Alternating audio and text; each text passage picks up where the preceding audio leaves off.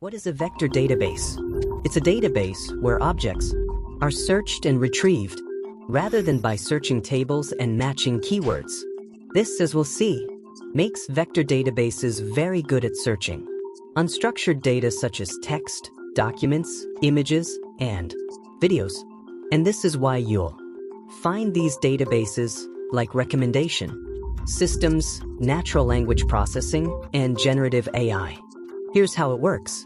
An object features are identified by sophisticated machine learning models and stored in unique data type called a vector. An image file of a car, for example, will have numbers assigned that correspond to the car's features, including the size of tires, style of roof, and so on. The string of numbers is the image's vector embedding. The embedding gives mathematical representation of the object that can be easily used by computers. Our simple vector has 12 dimensions, but a vector embedding can run to over 1,000 digits. And a database might hold millions of vectors. Let's say we have image files. Vectors are arranged into an index that lets the database quickly search and retrieve objects. Cars will be indexed near other cars, and foods will be near other foods, allowing for fast nearest neighbor searches.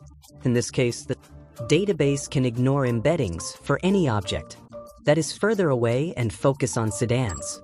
If you're searching for something orange, the color orange vector indexed close together in terms of color.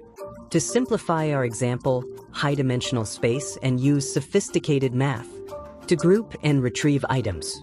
Now, if the vector embeddings are stored in multimodal database with indexes for relational, tables, graphs, or other data types.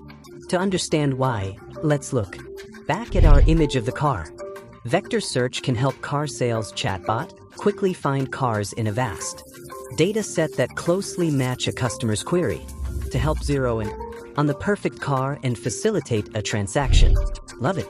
This all happens in one database for simple app development, better data governance, and lower cost. FISTA Solutions, powering intelligent data discovery with vector databases.